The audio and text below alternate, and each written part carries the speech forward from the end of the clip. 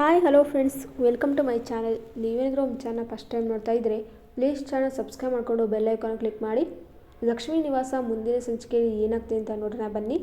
ಇತ್ತ ಕೋರ್ಟ್ಗೆ ಪ್ರೊಡ್ಯೂಸ್ ಮಾಡಿರ್ತಾರೆ ಸಿದ್ದು ಇವತ್ತು ಡೆಡ್ ಹ್ಯಾಂಡ್ ಆಗಿರುತ್ತೆ. ಸಿದ್ದು ಏನಾದರೂ ತಪ್ಪು ಮಾಡಿದೆ ಅಂತಾದರೆ ಗ್ಯಾರಂಟಿ ಜೈಲು ಶಿಕ್ಷೆ. ಇನ್ನು ಸಿದ್ದು ನಿರಪರಾಧಿ ಅಂತ ಪ್ರೂವ್ ಮಾಡಿದ್ರೆ ಇವತ್ತು ಅವರ ಬಿಡುಗಡೆ ಭಾಗ್ಯ ಇರುತ್ತೆ. ಇದರಿಂದಾಗಿ ಭಾವನ ಮರಿಗೌಡರು ಸಿದ್ದು ನಿರಪರಾಧಿ ಅಂತ ಪ್ರೂವ್ ಮಾಡೋಕ್ಕೆ ಎಷ್ಟೆಲ್ಲ ಕಷ್ಟ ಬೀಳ್ತಿರ್ತಾರೆ, ಸಾಕ್ಷಿ ಎಲ್ಲ ಹುಡುಕ್ತಾರೆ. ಆದರೂ ಈ ನೀಲು ಕೂತದಿಂದ ಯಾವ ಸಾಕ್ಷಿಯೂ ಸಿಗೋದೇ ಇಲ್ಲ. ಫೈನಲಿ ಭಾವನೆಗೆ ಆಕ್ಸಿಡೆಂಟ್ ಮಾಡಿದ್ದು ಸಿದ್ದು ಅಲ್ಲ, ರವಿಶಂಕರ್ ಅನ್ನೋ ಸತ್ಯ ಸಾಕ್ಷಿ ಆ ವಿಡಿಯೋ ಸಿಕ್ಕೇ ಬಿಡುತ್ತೆ.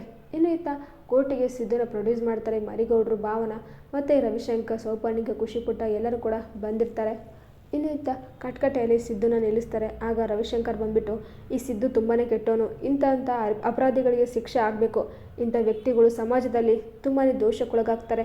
ಇಂಥವ್ರೇನಾದರೂ ಸಮಾಜದಲ್ಲಿ ಇರೋಕೆ ಬಿಟ್ಬಿಟ್ರೆ ಇಂಥ ಒಂದಲ್ಲ ಸಾವಿರಾರು ಕೊಲೆನ ಮಾಡ್ತಾರೆ. ಎಷ್ಟೇ ಆದರೂ ರಾಜಕಾರಣಿ ಮಕ್ಕಳು ದುಡ್ಡು ಕೊಟ್ಟು ಹೊರಗಡೆ ಬರ್ಬೋದು, ಆದರೆ ಸತ್ಯ ಧರ್ಮ ಕಡೆ ನಡೆಯುವಂಥ ಈ ನ್ಯಾಯ ದೇಶದಲ್ಲಿ ನಾನು ಕೇಳ್ಕೊಳ್ಳೋದು ಒಂದೇ ಒಂದು, ಇಂಥ ಒಂದು ಅನ್ಯಾಯಸ್ಥರಿಗೆ ಗ್ಯಾರಂಟಿ ಶಿಕ್ಷೆ ಆಗಲೇಬೇಕು. ಇವನು ಈ ರೀತಿ ಬೀದಿಯೆಲ್ಲ ಸುತ್ತರಿಬಾರ್ದು. ಇವ್ರನ್ನ ಕರೆಕ್ಟಾಗಿ ಶಿಕ್ಷೆ ಕೊಟ್ಟು ಜೈಲಲ್ಲಿ ಕುಡಿಯೋ ಥರ ಮಾಡಬೇಕು. ನಮ್ಮ ಭಾವನಿಗೆ ಮತ್ತು ನಮ್ಮ ಅತ್ತೆಗೆ ಆತ್ಮಕ್ಕೆ ಶಾಂತಿ ಸಿಗಬೇಕು ಅಂತ ರವಿಶಂಕರ್ ದೊಡ್ಡದಾಗಿ ಇಲ್ಲಿ ಓವರ್ ಆ್ಯಕ್ಟಿಂಗ್ ಮಾಡ್ತಾರೆ. ಇನ್ನು ಸರಿ ಸೌಪರ್ಣಿಕ ಅವ್ರನ್ನ ಕರೆಸ್ಬೋದು ಅಂದ್ಬಿಟ್ಟು ಇಲ್ಲಿ ಕೇಳ್ತಾರೆ ಲಾಯರ್. ಸರಿ ಆಯಿತು ಅಂದ್ಬಿಟ್ಟು ಪ್ರೊಡ್ಯೂಸ್ ಮಾಡಿ ಅಂದ್ಬಿಟ್ಟು ಲಾಯರ್ ಅಂತಾರೆ. ಸೌಪರ್ಣಿಕ ಬರ್ತಾಳೆ. ಸರಿ ಹೇಳಿ, ನಿಮಗೆ ಇವರು ಎಷ್ಟೆಲ್ಲ ತೊಂದರೆ ಕೊಡ್ತಾಯಿದ್ರು, ಮಗು ವಿಚಾರದಲ್ಲಿ ಎಷ್ಟೆಲ್ಲ ಹಿಂಸೆ ಮಾಡಿದ್ರು ಅಂದ್ಬಿಟ್ಟು ಅಂತಾರೆ. ಇಲ್ಲ, ಸಿದ್ದು ಭಾವನ ನಮಗೇನು ತೊಂದರೆನೇ ಕೊಟ್ಟಿಲ್ಲ. ಮುಂಚೆಗೆ ಖುಷಿಪುಟ್ಟ ಭಾವನ ಜೊತೆನೇ ಇರ್ತಿದ್ಲು. ನಾವು ಹೋದ್ಮೇಲೆ ಖುಷಿಪುಟ್ಟನ ಕರ್ಕೊಂಬಂದ್ವಿ. ಅವರು ಏನು ಮಾತಾಡದೆ ಖುಷಿಪುಟ್ಟನ ಕಳಿಸಿದ್ದಾರೆ. ಆಸ್ತಿ ವಿಚಾರದಲ್ಲಿ ಕೂಡ ಅವ್ರಿಗೆ ಒಂದು ಭಾಗ ಕೂಡ ಕೊಟ್ಟಿಲ್ಲ. ಅವರು ಎಲ್ಲನೂ ಕೂಡ ನಮ್ಮ ಹೆಸರಿಗೆ ಬರೆದು ಕೊಟ್ಟಿದ್ದಾರೆ. ನಮಗೂ ಮತ್ತು ಇವರಿಂದಲೂ ಯಾವುದೇ ರೀತಿ ತೊಂದರೆ ಆಗಿಲ್ಲ ಅಂದ್ಬಿಟ್ಟು ಇಲ್ಲಿ ತುಂಬಾ ಒಳ್ಳೆ ಸ್ಟೇಟ್ಮೆಂಟ್ ಕೊಡ್ತಾಳೆ ಸೌಪರ್ಣಿಕ. ಇದರಿಂದ ಈ ಒಂದು ಕೋರ್ಟಲ್ಲಿ ಒಳ್ಳೆಯದೇ ಆಯಿತು ಅಂದ್ಬಿಟ್ಟು ಸಿದ್ದು ಪರವಾಗಿ ಜಡ್ಜು ಮಾತಾಡ್ಕೊಳ್ತಾ ಇದ್ದರೆ ಇತ್ತ ರವಿಶಂಕರ್ ಏನಾಗಿದೆ ಅವಳಿಗೆ ಇಷ್ಟೊತ್ತು ಸಿದ್ದು ಕೋಪ ಮಾಡಿಕೊಂಡು ಅವನ ರೀತಿ ಮಾತಾಡ್ತೀನಿ, ಆದರೆ ಇವಳು ಅವನದೇನೂ ತಪ್ಪಿಲ್ಲ ಅಂತಿದ್ದಾಳೆ. ಹೀಗೆ ಆದರೆ ಜಡ್ಜು ಅವ್ರ ಪರವಾಗಿ ಮಾತಾಡ್ತಾರೆ ಅಂದ್ಬಿಟ್ಟು ರವಿಶಂಕರ್ ಅಂದ್ಕೊಳ್ತಾ ಇರ್ತಾರೆ. ಇತ್ತ ವೀಣಾ ಲಕ್ಷ್ಮಿಗೆ ಫೋನ್ ಮಾಡಿ ಅಳ್ತಾ ಫೋನ್ ಇಟ್ಬಿಡ್ತಾಳೆ. ಇದರಿಂದ ಟೆನ್ಷನ್ ಆಗಿಬಿಟ್ಟು ಲಕ್ಷ್ಮೀ ಶ್ರೀನಿವಾಸ್ ಅವರು ವೀಣಾ ಮನೆಗೆ ಬರ್ತಾರೆ. ಯಾಕಮ್ಮ ಏನಾಯಿತು, ಫೋನಲ್ಲಿ ಮಾತಾಡಬೇಕಾದ್ರೆ ಅದು ಬಿಟ್ಟಂತೆ ನೋಡು ಟೆನ್ಷನ್ ಆಗಿ ನಾವು ಇಬ್ಬರು ಬಂದಿದ್ವಿ, ಏನಾಯಿತು ಅಂತಿದ್ರೆ ಅದು ಅತ್ತೆ ಮಾವ ಈ ಮನೆ ಸೈಟ್ ಓನರ್ ಬಂದಿದ್ದರು, ಈ ಮನೆನ ಬಿಡಬೇಕಂತೆ. ನಮಗೆ ತುಂಬಾ ಭಯ ಆಗ್ತಾಯಿದೆ. ಏನೋ ಅಂತಾರಲ್ವ, ಮಾಡಿದ್ದನ್ನು ಮಾರಾಯ ಅಂತ ನನ್ನ ಗಂಡ ಮಾಡ್ರ ಪಾಪಕ್ಕೆ ಈಗ ಸರಿಯಾಗಿ ಆಗ್ತಾಯಿದೆ ಅಂದ್ಬಿಟ್ಟು ವೀಣಾ ಅಂತಾಳೆ. ಸಮಾಧಾನ ಮಾಡ್ಕೊ, ಏನಾಯಿತು ಈಗ ಅಂತಿದ್ರೆ ಅವರು ಏಕಾಏಕಿ ಬಂದು ಈ ಮನೆನ ಬಿಡಬೇಕು ಅಂತಿದ್ದಾರೆ. ಅವ್ರಿಗೆ ನಿಮ್ಗೆ ಗೊತ್ತು ಅಂತೆ ಮಾವ, ನಿಮ್ಮ ಹತ್ರ ಮಾತಾಡಬೇಕು ಅಂತ ಅಂದ್ಬಿಟ್ರು ಅಂತ ಹೇಳ್ತಾರೆ ವೀಣಾ. ಅಷ್ಟೇ ತಾನೇ, ಸರಿ ಸಂತೆಗೆ ಮತ್ತು ಸೈಟ್ ಓನರ್ಗೆ ಫೋನ್ ಮಾಡಿಸು, ಬೇಗ ಬಾ ಅಂತೇಳು, ಎಲ್ಲ ನಾನು ಮಾತಾಡ್ತೀನಿ ಅಂದ್ಬಿಟ್ಟು ಶ್ರೀನಿವಾಸ್ ಅವರು ಅಂತಾರೆ. ಇನ್ನು ಇಲ್ಲಿ ಲಕ್ಷ್ಮಿ ತುಂಬಾ ಟೆನ್ಷನ್ ಆಗ್ತಾ ಇರುತ್ತೆ. ಇದಕ್ಕೆ ನಮ್ಮ ಮನೆ ಕುಟುಂಬ ಮೇಲೆ ಈ ರೀತಿ ತೊಂದರೆ ಮೇಲೆ ತೊಂದರೆ ಆಗ್ತಾಯಿದೆ, ಏನೂ ಆಗಲ್ಲ ವೀಣಾ, ಸಮಾಧಾನ ಮಾಡ್ಕೊಂಬಿಟ್ಟು ಅಂತ ಇರ್ತಾರೆ. ಇನ್ನು ಜಾನು ಇಲ್ಲಿ ಪದ ಆಡ್ಕೊತ ಮನೆ ಕೆಲಸ ಮಾಡ್ತಾಯಿದ್ರೆ ಇಲ್ಲಿ ಗೋವಿಂದ ತಾತನಿಗೆ ತನ್ನ ಮಗಳೇ ನೆನಪಾಗ್ತಾ ಇರ್ತಾರೆ. ನನ್ನ ಮಗಳು ಕೂಡ ಇದೇ ರೀತಿ ತುಂಬ ಚೆನ್ನಾಗಿ ಆಡ್ತಾಯಿದ್ಲು, ನೀನು ಆಡ್ತಾಯಿದ್ರೆ ಅದೇ ರೀತಿ ಮೃದು ಬಡಿತಾ ಇದೆ, ಏನೇ ಹೇಳಿ ನೀನು ತುಂಬ ಚೆನ್ನಾಗಿ ಆಡ್ತಾಯಿದ್ಯಾ, ಇನ್ನೊಂದು ಸರ್ತಿ ಆಡು ಅಂತಿದ್ರೆ ಸರಿ ಆಯಿತು ತಾತ ಅಂದ್ಬಿಟ್ಟು ಇಲ್ಲಿ ಆಡ್ತಾ ಇರ್ತಾಳೆ ಈ ಒಂದು ಜಾನು. ಈತ ಕಡೆ ಈ ಚಿನ್ನು ಮರಿ ಆಡಿರೋ ಸಾಂಗು ಅಂದ್ಕೊಂಡು ಬ್ಲೂಟೂತಲ್ಲಿ ಹಾಕ್ಕೊಂಡು ಎಂಜಾಯ್ ಮಾಡ್ತಾ ಇರ್ತಾನೆ ಜಯಂತ್ನ ಖುಷಿ ನೋಡಿ ಇಲ್ಲಿ ಶಾಂತಮ್ಗೂ ಖುಷಿ ಆಗುತ್ತೆ. ನೀನು ಈ ರೀತಿ ಖುಷಿಯಾಗಿರಬೇಕು, ಅದೇ ನನ್ನ ಆಸೆ, ನೀನು ಆರೋಗ್ಯ ಎಲ್ಲ ಕೆಡಿಸ್ಕೋಬಾರ್ದು, ನೀನು ಚಿನ್ನುಮರಿಗೋಸ್ಕರ ಚೆನ್ನಾಗಿರ್ತೀಯಲ್ಲಪ್ಪ ಜಯಂತ್ ಅಂತಿದ್ರೆ ಹೌದು, ನಾನು ನನ್ನ ಚಿನ್ನುಮರಿ ಅಂದರೆ ತುಂಬಾ ಇಷ್ಟ, ಅವ್ರು ನನ್ನ ಜೊತೆ ಇದ್ದರೆ ಇಡೀ ಪ್ರಪಂಚನೇ ಗೆದ್ದುಬಿಡ್ತೀನಿ ಶಾಂತಮ್ಮ ಅಂದ್ಬಿಟ್ಟು ಇಲ್ಲಿ ಜಯಂತ್ ಅಂತ ಇರ್ತಾರೆ. ಇತ್ತ ಖುಷಿಪುಟ್ಟನ ಈ ಒಂದು ಕೋರ್ಟಿಗೆ ಪ್ರೊಡ್ಯೂಸ್ ಮಾಡ್ತಾರೆ. ಆಗ ಖುಷಿಪುಟ್ಟ ನೋಡಿ ಇವರು ಅಲ್ವಾ ನಿನಗೆ ತುಂಬಾ ಬೇಸರ ಮಾಡ್ತಿದ್ರು, ನೋವು ಕೊಡ್ತಾಯಿದ್ರು, ಬೈತಾಯಿದ್ರು, ಹೊಡಿತಾಯಿದ್ರು ಅಲ್ವಾ, ಇವ್ರು ತುಂಬ ತೊಂದರೆ ಕೊಡ್ತಾರೆ ಅಲ್ವಾ ನಿನಗೆ ಅಂದ್ಬಿಟ್ಟು ಇಲ್ಲಿ ಕೇಳ್ತಾರೆ. ಆಗ ಖುಷಿಪುಟ್ಟ ಇಲ್ಲ, ಸಿದ್ದು ಅಪ್ಪ ತುಂಬಾ ಒಳ್ಳೆಯವರು, ಅವರು ಯಾವತ್ತೂ ಕೂಡ ನನಗೆ ಕೆಟ್ಟದ್ದು ಮಾಡೇ ಇಲ್ಲ, ಅವ್ರು ನಾನು ತುಂಬ ಚೆನ್ನಾಗಿ ನೋಡ್ಕೊಳ್ತಾಯಿದ್ರು, ಇವರಿಂದ ನನಗೆ ಏನು ತೊಂದರೆ ಆಗಿಲ್ಲ ಅಂದ್ಬಿಟ್ಟು ಖುಷಿ ಇಲ್ಲಿ ಸಿದ್ದು ಪರವಾಗಿ ಮಾತಾಡ್ತಾರೆ. ಇದರಿಂದ ಎಲ್ಲರಿಗೂ ಖುಷಿ ಆಗ್ತಿದ್ರೆ ರವಿಶಂಕರ್ ಇವಳು ಹೀಗೆ ಬಿಟ್ಟರೆ ನನ್ನ ಪ್ಲ್ಯಾನ್ ಎಲ್ಲ ಫ್ಲಾಪ್ ಆಗಿಬಿಡುತ್ತೆ, ಮೊದಲು ಇವಳು ಹೋಗಿ ತಡಬೇಕು ಅಂತಂದ್ಬಿಟ್ಟು ಸರ್ ಇವ್ರು ತುಂಬಾ ಕೆಟ್ಟವರು ಸರ್ ಅಂತೇಳ್ಬಿಟ್ಟು ಇಲ್ಲಿ ರವಿಶಂಕರ್ ಪಾಪ ಮಗುಗೆ ಬೆದರಿಕೆ ಹಾಕಿದ್ದಾರೆ, ಅದಕ್ಕೆ ಈ ಮಗು ಈ ರೀತಿ ಬೇಡ್ಕೊಳ್ತಾ ಇದೆ, ಇವ್ರು ಯಾರೂ ಸುಮ್ಮನೆ ಇಲ್ಲ ಸರ್, ನಮ್ಮ ಮನೆಗೆ ಬಂದು ಒತ್ತಾಯ ಮಾಡ್ತಾಯಿದ್ರು, ಬೆದರಿಕೆ ಆಗ್ತಾಯಿದ್ರು, ಈ ಕೇಸ್ನ ವಾಪಸ್ ತೊಗೊಳ್ಳಿ ಹೇಗೆ ಅಂತ, ಅದಕ್ಕೆ ಮಗು ಭಯ ಬಿದ್ದಿದೆ, ಅವ್ರ ಪರವಾಗಿ ಮಾತಾಡ್ತಾ ಇದೆ, ಪ್ಲೀಸ್ ಸರ್ ಇದಕ್ಕೆ ನೀವೇ ನ್ಯಾಯ ಕೊಡಿಸ್ಬೇಕು ಅಂತಂದ್ಬಿಟ್ಟು ಇಲ್ಲಿ ರವಿಶಂಕರ್ ಖುಷಿಪುಟ್ಟನ ಎತ್ಕೊಳ್ಳೋಕ್ಕೆ ಬರ್ತಾರೆ. ಆಗ ಸಿದ್ದು ಓಡಿ ಬಂದು ಖುಷಿನ ತಪ್ಕೊಂಡ್ಬಿಡ್ತಾನೆ. ಆಗ ಬಿಡೋ ಅಂದ್ಬಿಟ್ಟು ರವಿಶಂಕರ್ ಇಲ್ಲಿ ಮಗುನ ಕಿತ್ಕೊಳ್ತಾನೆ. ಇಲ್ಲಿ ಸಿದ್ದಿಗೆ ಕೋಪ ಬಂದ್ಬಿಟ್ಟು ರವಿಶಂಕರ್ಗೆ ಹೊಡಿಯೋಕ್ಕೆ ಶುರು ಮಾಡಿಬಿಡ್ತಾನೆ.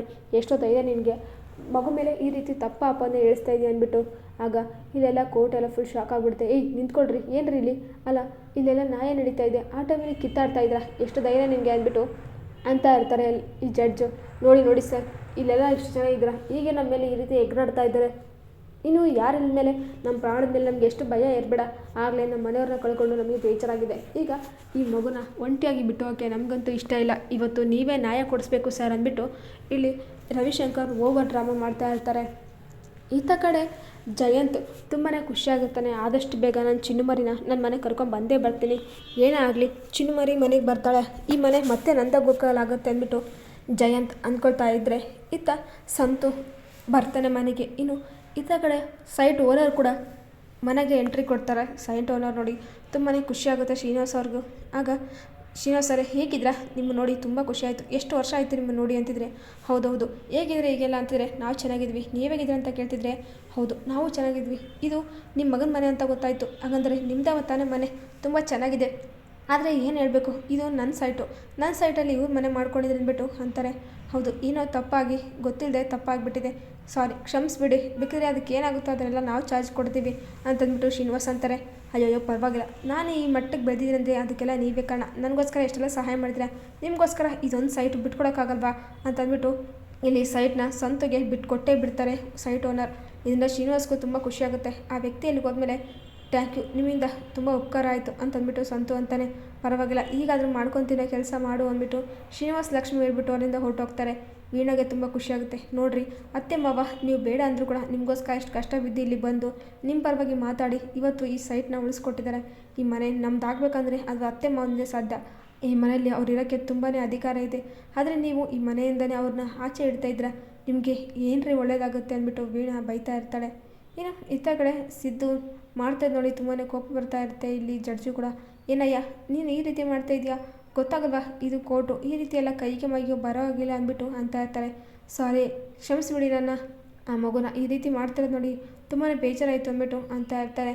ಇತ್ತ ಕಡೆ ಭಾವನ, ನನಗೆ ಒಂದು ಅವಕಾಶ ಮಾಡಿಕೊಡಿ, ಸಿದ್ದು ಅವರು ತಪ್ಪಿಲ್ಲ ಅಂತ ಪ್ರೂವ್ ಮಾಡ್ತೀನಿ ಅಂದ್ಬಿಟ್ಟು ಅಂತಾರೆ. ಸರಿ ಆಯಿತು, ಬೇಕಿದ್ರೆ ಕೋರ್ಟು ನಾಳೆ ಮತ್ತೆ ಪ್ರೊಡ್ಯೂಸ್ ಮಾಡುತ್ತೆ, ಈ ಒಂದು ಸಿಚುವೇಶನ್ ಇಲ್ಲಿಗೆ ತುಂಬ ಖರಾಬಾಗಿದೆ, ನಾಳೆ ಬರ್ಬೋದು ಅಂದ್ಬಿಟ್ಟು ಅಂತಾರೆ. ಸರಿ ಆಯಿತು ಅಂತಿದ್ರೆ ಇಲ್ಲಿ ಭಾವನ ಮನೆಗೆ ಬಂದು ಟೆನ್ಷನ್ ಆಗ್ತಾ ಇರುತ್ತೆ.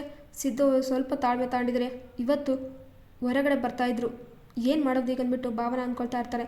ಭಾವನ ಮನೆಗೆ ಒಬ್ಬ ವ್ಯಕ್ತಿ ಬರ್ತಾನೆ. ಮೇಡಮ್ ಅಂತಿದ್ರೆ, ಏನಪ್ಪ ಏನಾಯಿತು ಅಂತ ಕೇಳ್ತಾರೆ. ತೊಗೊಳ್ಳಿ ಈ ಪೆನ್ಡ್ರೈವು ಸಾರು ನಿಮ್ಮ ಮನೆಗೆ ಕೊಡಬೇಕಂತ ಬಂದಿದ್ರು, ಆದರೆ ಸಾರ್ ನಮ್ಗೆ ಹೇಳ್ಬಿಟ್ಟು ಹೋಗಿದ್ರು, ಈ ಪೆನ್ಡ್ರೈವ್ ನಾನು ಕೊಡೋಕ್ಕೆ ಅವ್ರ ಮನೆಗೆ ಹೋಗ್ತಾ ಇದ್ದೀನಿ, 2 ದಿನದೊಳಗಡೆ ನಾನು ಬಂದರೆ ತುಂಬಾ ಒಳ್ಳೆಯದು, ಬರ್ದಿಲ್ಲ ಅಂದರೆ ಈ ಪೆನ್ಡ್ರೈವ್ ತೊಗೊಂಡೋಗಿ ನೀವು ಗ್ಯಾರಂಟಿ ಸಿದ್ದೇಗೌಡರಿಗೆ ಕೊಡಬೇಕು ಅಂತ. ಅದಕ್ಕೆ ಮೇಡಮ್ ನಮ್ಮ ಸಾರು ಹೋಗಿ 1 ವೀಕ್ ಆಯಿತು, ಇನ್ನೂ ಬಂದೇ ಇಲ್ಲ, ಎಲ್ಲೂ ಕಾಣಿಸ್ಕೊಂಡೇ ಇಲ್ಲ, ಅದಕ್ಕೆ ಈ ವಿಡಿಯೋ ತೊಗೊಳ್ಳಿ ಅಂದ್ಬಿಟ್ಟು ಅಂತಾರೆ. ಸರಿ ಆಯಿತು ಅಂದ್ಬಿಟ್ಟು ಪೆನ್ಡ್ರೈವ್ ಲ್ಯಾಪ್ಟಾಪ್ಗೆ ಹಾಕಿ ನೋಡ್ತಾಳೆ ವಿಡಿಯೋ. ಆಗ ಯಾಕ್ಷನ್ ಮಾಡಿಸಿದ ವಿಡಿಯೋ ಇರುತ್ತೆ. ರವಿಶಂಕರ್ ರೌಡಿಗೆ ಹೇಳ್ಬಿಟ್ಟು ಯಾಕ್ಷನ್ ಮಾಡಿದ್ದು ಫುಲ್ಲು ನೀಟಾಗಿ ವಿಡಿಯೋದಲ್ಲಿ ಕ್ಯಾಪ್ಚರ್ ಆಗಿರುತ್ತೆ. ಭಾವನ ತುಂಬ ಖುಷಿ ಆಗ್ತಾಳೆ. ಮತ್ತು ಕೋರ್ಟಿಗೆ ಸಿದ್ದನ್ನ ಪ್ರೊಡ್ಯೂಸ್ ಮಾಡ್ತಾರೆ. ಆಗ ಭಾವನ ಬಂದುಬಿಟ್ಟು, ಇಲ್ಲಿ ನನ್ನ ಹತ್ರ ಸಾಕ್ಷಿ ಸಿಕ್ಕಿದೆ, ಸಿದ್ದು ನಿರಪರಾಧಿ ಅಂದ್ಬಿಟ್ಟು ಅಂತಾರೆ. ಏನದು ಸಾಕ್ಷಿ ತೋರಿಸಿ ಅಂದ್ಬಿಟ್ಟು ಇಲ್ಲಿ ಕೋರ್ಟ್ ಸಾಕ್ಷಿನ ಕೇಳುತ್ತೆ. ಆಗ ವಿಡಿಯೋನ ತೋರಿಸ್ತಾಳೆ. ರೆಡ್ ಹ್ಯಾಂಡ್ ಆಗಿ ರವಿ ಇಲ್ಲಿ ಸಿಕ್ಕಿ ಬೀಳ್ತಾನೆ. ಆ್ಯಕ್ಸಿಡೆಂಟ್ ಮಾಡಿಸಿದ್ದು ರವಿ ಅನ್ನೋ ಸತ್ಯ ಯಾರಿಗೂ ಗೊತ್ತಾಗುತ್ತೆ. ಇದರಿಂದಾಗಿ ಸಿದ್ದನ ಹೊರಗಡೆ ಬಿಡ್ತಾರೆ, ನಿರಪರಾಧಿ ಅಂತ ಪ್ರೂವ್ ಮಾಡ್ತಾಳೆ ಭಾವನ. ನೀವು ರೆಡ್ ಹ್ಯಾಂಡ್ ಆಗಿ ರವಿ ಅರೆಸ್ಟ್ ಆಗ್ತಾನೆ. ಸೌಪರ್ಣಿ ಕೈದಿಂದ ಫುಲ್ ಶಾಕ್ ಆಗ್ತಾಳೆ. ರವಿ ನೀನು ಈ ರೀತಿ ಮಾಡ್ತೀಯ ಅಂತ ಅಂದ್ಕೊಂಡಿದ್ದೀರಾ, ದುಡ್ಡಿನ ಆಸೆಗೆ ನಮ್ಮಮ್ಮ ಮತ್ತು ನಮ್ಮ ಮನೇನ ಸಾಯಿಸ್ಬಿಟ್ಟೆ, ಛೀ ಅಂತಂದ್ಬಿಟ್ಟು ಇಲ್ಲಿ ಬೈಕೊಳ್ತಾ ಇರ್ತಾಳೆ. ಅಂತಿಂತೂ ಸಿದ್ದು ಈ ಆ್ಯಕ್ಷನ್ ಮಾಡಿಲ್ಲ ಅಂತ ಪ್ರೂವ್ ಆಗೋಯ್ತು. ರವಿಶಂಕರ್ ರೆಡ್ ಹ್ಯಾಂಡ್ ಆಗಿ ಅರೆಸ್ಟ್ ಆಗಿದ್ದಾನೆ. ನೀಲು ಬಣ್ಣ ಮತ್ತೆ ಬಯಲಾಗೋ ಸಮಯ ಬಂದೇ ಬಿಡ್ತು. ನೀಲು ಪ್ಲಾನ್ ಅಟ್ಟ ಫ್ಲಾಪ್ ಆಗಿದೆ. ಸಿದ್ದು ಮತ್ತು ಭಾವನ ಮತ್ತೆ ಒಂದಾಗೇ ಬಿಟ್ಟರು. ಈಗಾದರೂ ರವಿಶಂಕರ್ಗೆ ಬುದ್ಧಿ ಬಂದಿದೆ ಅಂತ ನೋಡೋಣ. ಈ ವಿಡಿಯೋ ನಿಮಗೆ ಇಷ್ಟ ಆದರೆ ಪ್ಲೀಸ್ ಲೈಕ್ ಮಾಡಿ, ಶೇರ್ ಮಾಡಿ, ಕಮೆಂಟ್ ಮಾಡಿ. Thank you for watching.